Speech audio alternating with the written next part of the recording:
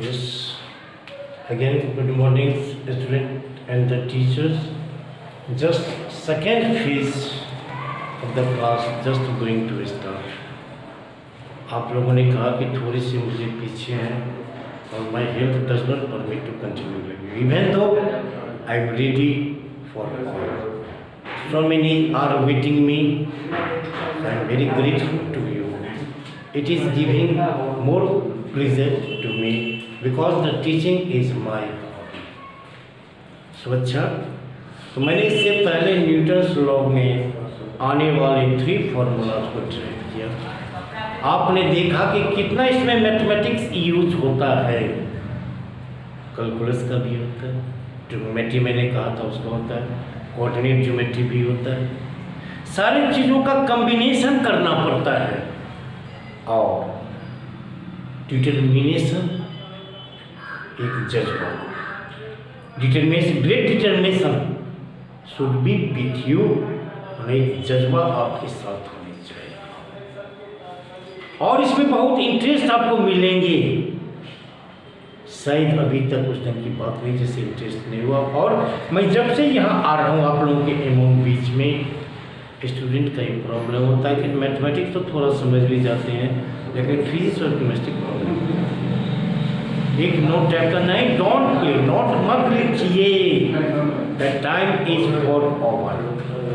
आपको कंसेप्ट पढ़ना पड़ेगा, किसी भी टॉपिक के डेप्थ में जाना पड़ेगा और आपको एनसीईआरटी बुक की गहराई में जाना पड़ेगा। तभी एक वही न्यूटन्स लॉ के में एक ये आता बहुत ही इंपॉर्टेंट है, इसमें 90% मैथमेटिक्स है और ये टोटल मैथमेटिक्स, हाँ कैलकुलस इसमें नहीं है लेकिन ट्रिग्नोमेट्री है। और ये ट्रिग्नोमेट्री हाफ एंगल जो आज मैंने कुछ देर पहले आपको उसका एक आइडिया दी, तो उस फॉर्मूला को आप लोग सामने में रखेंगे। और मेरे टीचर भाइयों से भी रिक्वेस्ट है कि आपने भी इसे किया, और मुझे थोड़ा सा शर्म लगती है कि कोई टीचर भाई को टीचर, हाँ ठीक है आप लोग कोई बड़े भाई है इसके बाद ठीक है। अच्छा, और अब ये देखेंगे ये प्रोजेक्ट है, ये फिजिक्स का नियम है कि फोर्स को जब अप्लाई किया जाता है तो जो ही साइड में वो एक्शन में आता है। आप कहीं से फेंकिए, किसी एंगल पर फेंकिए, उससे कोई वास्ता नहीं, लेकिन उसका एक्शन एक ये हॉरिजॉन्टल मैंने ग्राफ बनाया है, ये हॉरिजॉन्टल होगा और दूसरा वर्टिकल। ये हॉरिजॉन्टल अपने और इसको खींचेगा और ये इसको, और ये देखिए ये कॉमन है। जब ये क्रैक करियर जो आप दिवाली में छोड़ते हैं या एरो आप जब चलाते हैं एंगल पर, इस तरह पर, वो एरो ऐसे जाके ऐसे जमीन पे आता है।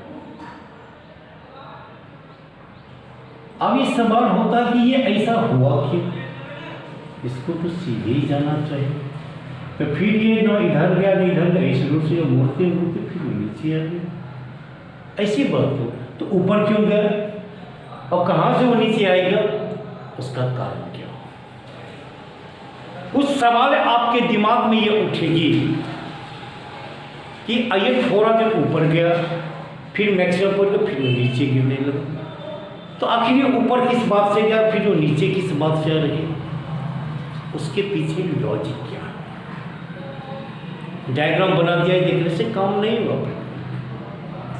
मैंने शुरू में कहा आप लोगों को कि जब फोर्स अगर लगता है किसी भी एंगल पर करें तो उसका एक्शन या तो हॉरिजॉन्टल और vertical.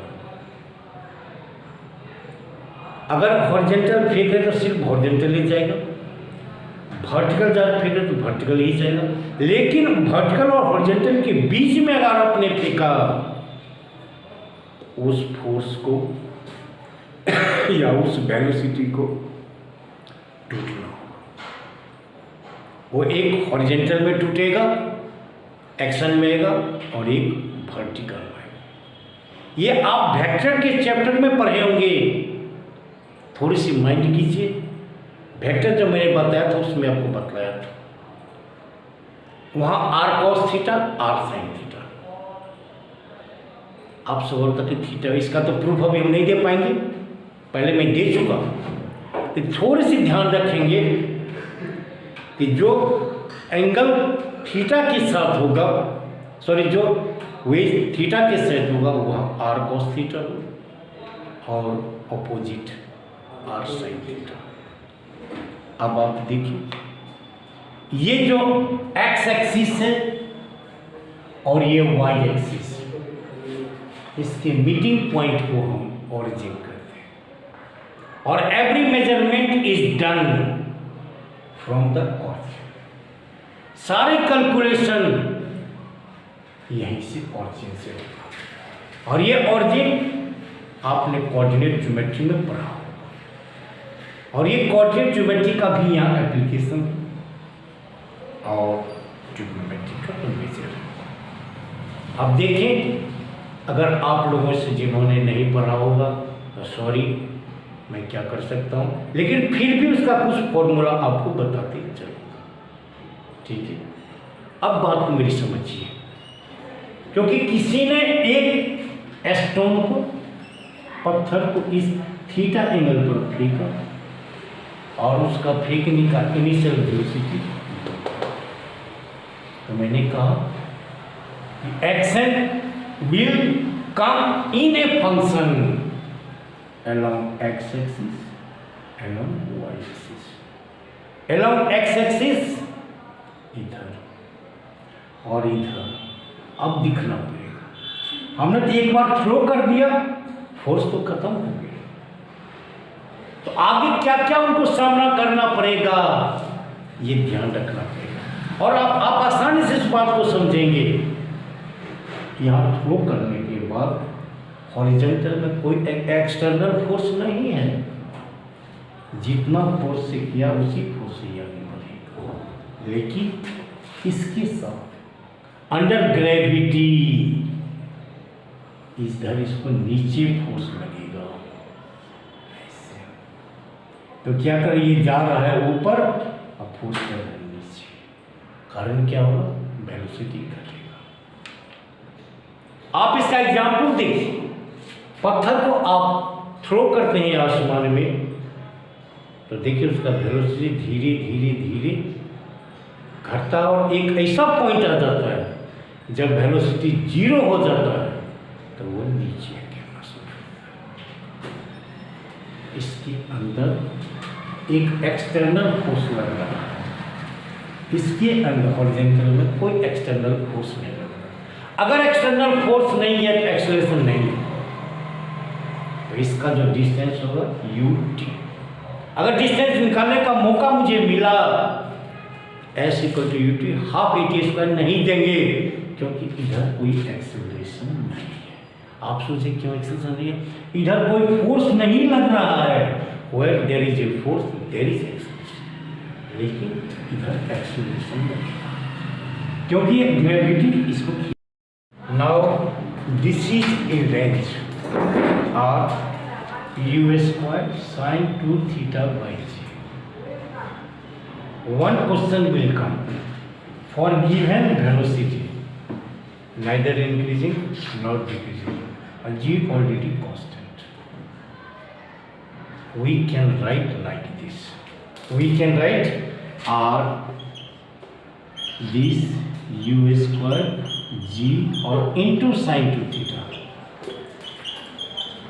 This is a constant और this is equal to, when we can remove constant को, ये नियम होता है प्रोपोर्शनल और इन्वर्सली प्रोपोर्शनल का, क्योंकि अगर कांस्टेंट है इक्वल टू, इसको अगर हटाना चाहे हटा सकते हैं। In place of that are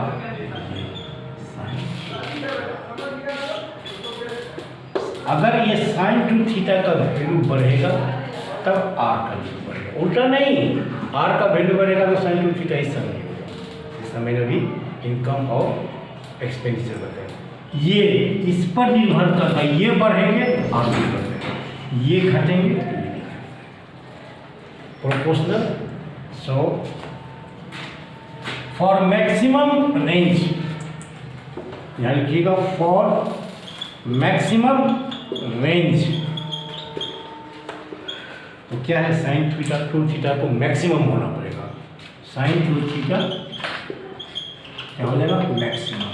अब बताइए थीटा का मैक्सिमम, साइन में थीटा का मैक्सिमम होता है सबसे बड़ा, बताइए।